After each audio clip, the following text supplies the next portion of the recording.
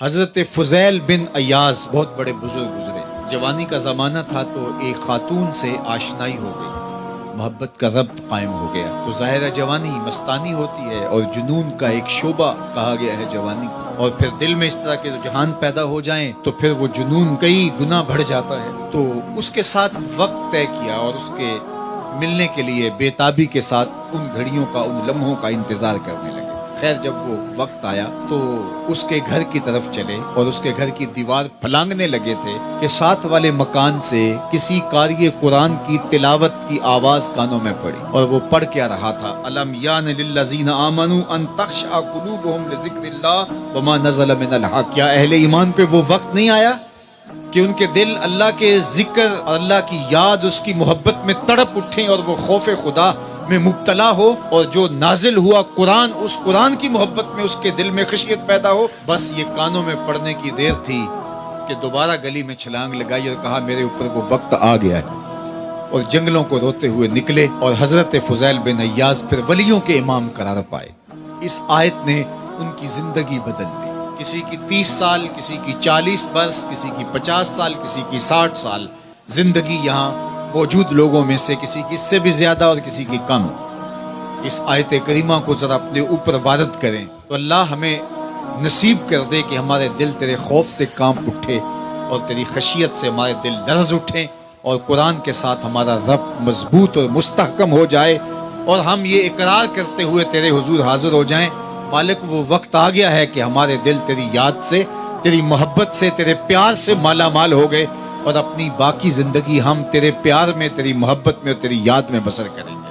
حدیث پاک میں آتا ہے کہ اگر کوئی شخص اللہ کے خوف سے رویا اور اللہ کے خوف سے رونے کی وجہ سے اس کی پلکوں کے بالوں میں سے ایک بال کی جڑ گیلی ہو گئی تو قیامت کے دن وہ بال کھڑا ہو جائے گا، اللہ یا تو مجھے نکال لے یا اسے جنت عطا فرما دے. تو اللہ جل شانہ اس بال کو تو آنکھ سے نہیں نوچے گا، بلکہ اس شخص کو اللہ جنت عطا فرما دے گا. اللہ اکبر. گناہگار کی آنکھ کا پانی اللہ کے غصے کی آگ کو ٹھنڈا کر دیتا ہے. اس لیے ہمیں رونے کا کہا گیا، فَلْيَضْحَكُوا قَلِيلًا وَلْيَبْكُوا كَثِيرًا. اللہ اکبر. ارشاد فرمایا کہ تھوڑا ہنسا کرو، زیادہ رویا. صحابہ کو ہنستے ہوئے دیکھا تو آقا کریم علیہ السلام نے فرمایا کہ تمہارے تک اللہ کی امان نہیں پہنچی اور تم ہنس رہے ہو. عرض کی حضور اس کا کفارہ؟ تو فرمایا اس کا کفارہ یہ ہے کہ جتنا ہنسے ہو اتنا ہی تمہیں رونا پڑے گا. میں اور آپ ذرا اپنی زندگی پر غور و تدبر کریں. ہماری زندگی میں ہنسنا زیادہ ہے یا رونا زیادہ ہے؟ سویر سے لے کر شام تک کہے زیادہ ہیں، ٹھٹھے زیادہ ہیں، مذاق زیادہ ہیں، لطیفے زیادہ ہیں، یا عبرتیں زیادہ ہیں؟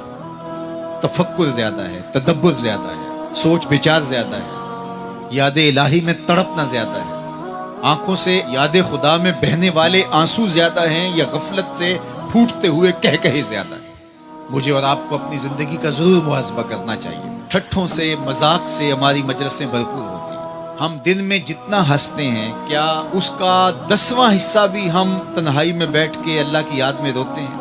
اگر ایسا ہے تو مبارک ہو، اور اگر ایسا نہیں ہے تو اللہ سے آنسو مانگو، اللہ سے درد مانگو، اس کی یاد میں رونا مانگو، اس کے ذکر میں تڑپنا مانگو، اس کی محبت میں بے تابیاں مانگو، آنسو مانگو، سسکیاں مانگو. تڑپنے پھڑکنے کی توفیق دے، دل مرتضیٰ سوز صدیق دے. اس کے حضور عرض کرو کہ مالک ہمیں تڑپ دے، ہمیں سوز و گداز دے، ہمیں کیف و سرور کی دنیا نصیب فرما دے، ہماری آنکھوں کو آنسوؤں کا جمال عطا کر دے. اور اگر ہماری آنکھوں میں آنسو نہیں ہیں، ہمارے پاس کہے ہیں، کہتے ہیں جو ہنستا ہوا گناہ کرے گا وہ روتا ہوا جہنم میں جائے گا، اور جس نے یہاں دکھ سہے، تکلیفیں سہی، آلام سہے، اس کے بدلے میں اللہ تعالیٰ اس کو وہاں راحتیں عطا فرمائے گا. فرمایا کہ مومن کے پاؤں میں کانٹا بھی چبھے تو اللہ جل شانہ اس کا صلہ بھی اس کو قیامت کے دن عطا فرمائے گا. تو یہ جو تفکرات ہیں، یہ جو دکھ آتے ہیں، یہ جو تکلیفیں آتی ہیں، مصائب آتے ہیں، مشکلات آتی ہیں، اذیتیں ہمیں پہنچتی ہیں، تو اس پر صبر کرنا چاہیے اور اللہ کا شکر ادا کرنا چاہیے کہ ہم ان مصائب سے گزر رہے ہیں، ان مشکلوں سے گزر رہے ہیں. اور اگر کسی شخص کی زندگی میں دکھ ہے ہی نہیں، سکھ ہی سکھ ہیں، تو پھر وہ سمجھے کہ وہ فتنے میں مبتلا ہے. اس لیے زندگی کے اندر یہ آنے والی تکلیفیں، زندگی میں ملنے والے دکھ، اذیتیں، یہ اللہ تعالیٰ کی طرف سے ہمارے اوپر ایک انعام ہے، اور اللہ تعالیٰ جل شانہ اس کے بدلے میں ہمیں آخرت میں صلہ عطا فرمانے والا ہے.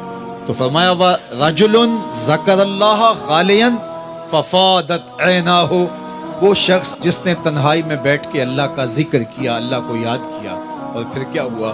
فرمایا اس کی آنکھوں سے آنسو ٹپکنے لگے.